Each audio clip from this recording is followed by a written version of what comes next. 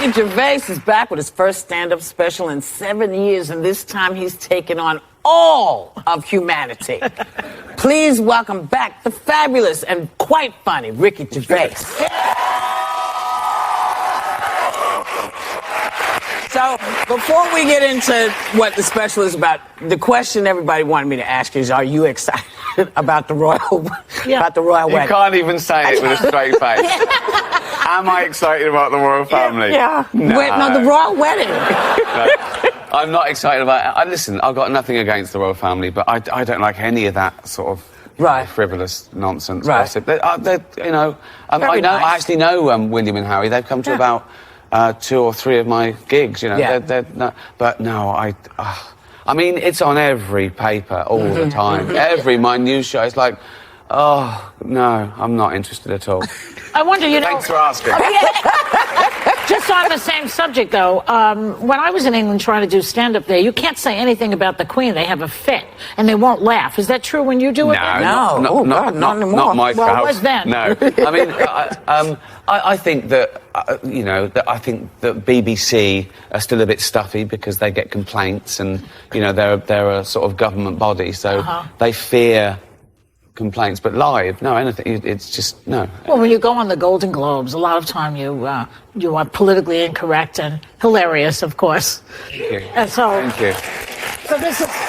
Well, yeah. Well, that's the thing about offence, isn't it? When people say they're offended, it's that just because you're offended, it doesn't mean you're right. It's. Offence is about feelings, and feelings are personal. Some people are offended by equality. So what? So you can't second-guess people. If you try and please everyone, you'll please no one. With comedy as well, I think you've got to deal with taboos and contentious issues. And Ricky speaks the truth we all think but are too afraid to say. Stay tuned. His next comment is even more on point. Ricky's humor isn't... Sometimes you deal in irony, and some people don't get that, but, you can't legislate against stupidity, otherwise you'll be doing nothing. So if you're saying anything, you should polarise. You should polarise, because everyone's different, so... But this year you didn't host, and do you miss the fact that this was a Weinstein year? Oh, I was salivating. Honestly, I got an adrenaline rush thinking of, what I could say and whether I'd have to go to jail. And I like that opportunity, because I do like that, when there's a tension, when there's an elephant in the room, although he wasn't there this year. I do like that, because I do like confronting that, because I think it takes the audience to a place it hasn't been before. And it can be a mutual backslapping, fest, fine, but don't televise it, because I'm not doing it for the 200 egos in the room. I'm doing it for the 200 million people watching around who aren't winning awards, who aren't millionaires, and who don't care about the awards. Yeah. Humanity, which we mentioned, is your first comedy special in 7 years, and you say that it's the right time for it, the subject matter. Wow. Yeah, well, I left it for 7 years, not on purpose. I was doing other things. I did a series, I did Derek, I did a couple of movies, and I pushed it back, because I always thought that stand-up was like the second or third thing I did, whereas now I've changed my mind. Now it's my favourite thing. I could give everything else up, because it's such a privilege, and freedom of speech is so important these days. And you've got I've reached the age now where I don't care anymore. You know what I mean? It's like, welcome aboard, what's the worst that can happen? Welcome aboard. I'm going to die soon. Yeah. So I'm offended. I'm going to die. So what? So... You made enough money at this point. Exactly. Yeah. I'm going to give that to animals anyway, just to see the look on my stupid family's face. Give it all to animals.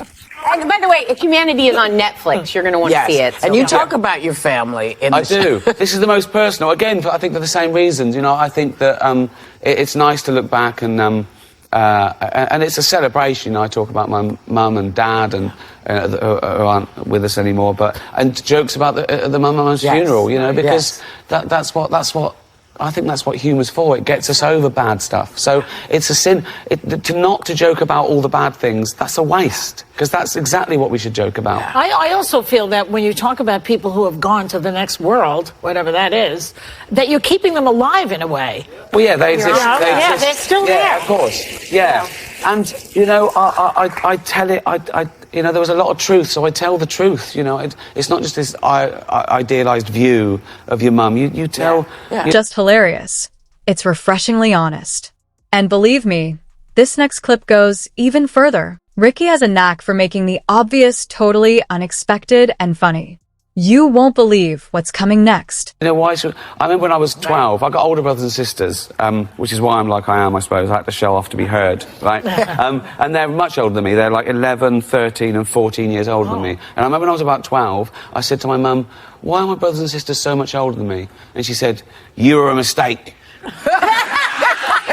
there you have it. I just laughed. You know, it's true, because sometimes it's also the way you can grieve. Because when my brother passed, I mean, when I started talking about it in my show, because it was like, I couldn't understand how he was more good looking dead than I was alive. That's great. You know, I mean, and people were like, really? I was like, yeah, because you gotta keep, you have to keep talking. You know, you have to keep talking to stay present. Absolutely, you know? make them part of the thing, and it is with affection. You know, I just think that it's like my mum would have loved it. You know, and they're hilarious anyway. Well, it's funny. Funny is funny. Funny is funny. There's no time and a place for being funny. I know some things are sensitive, and you know, I think you have to respect that. And let's get this: I wouldn't be doing those jokes at someone else's mum's funeral. You're doing it I at do your it at own. mine, you know, because I know that, you know.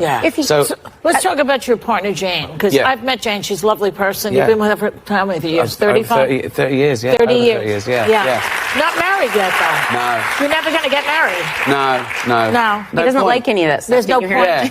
No, there's no, you know, we don't want our families to meet, and But you've said that the key to a happy relationship is separate bathrooms, which I totally agree with. That's a fact. Yeah. And why is that? One less argument, isn't it?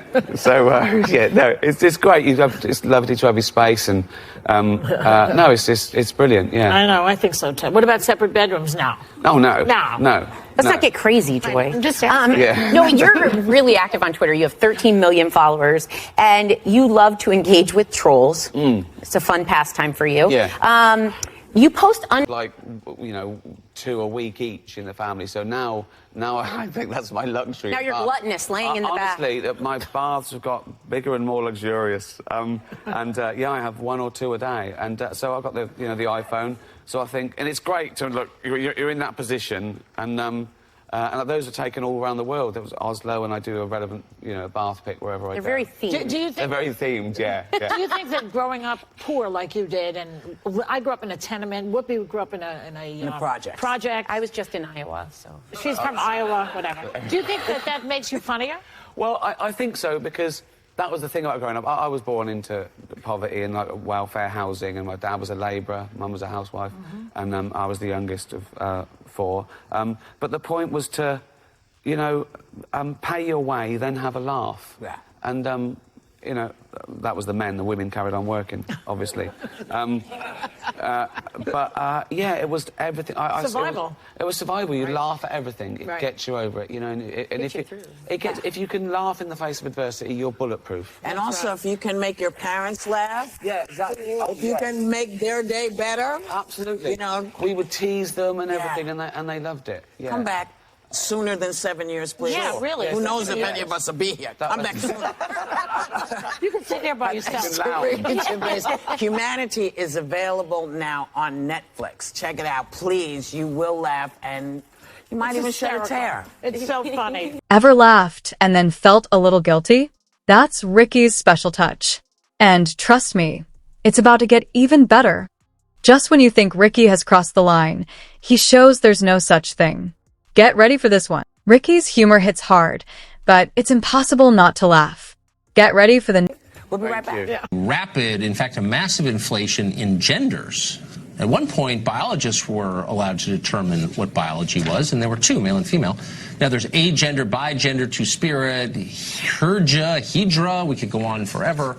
Literally forever, because the core orthodoxy is that there are infinite genders, but not everyone agrees. Some people believe in science at their peril, it turns out. Lake Engel is one of them. He's a student at Indiana University of Pennsylvania.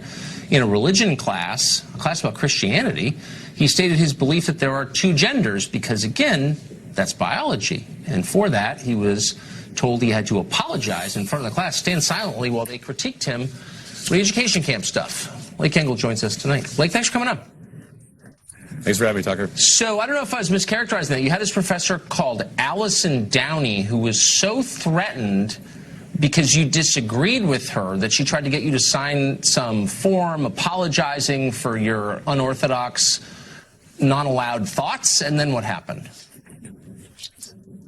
Right, yeah, she asked that I would sign a document complying with her asking me to apologize to the class as well as giving her a written apology. She asked that I would stand in front of the class in silence as I apologized, and then they would give any comments on my outbursts.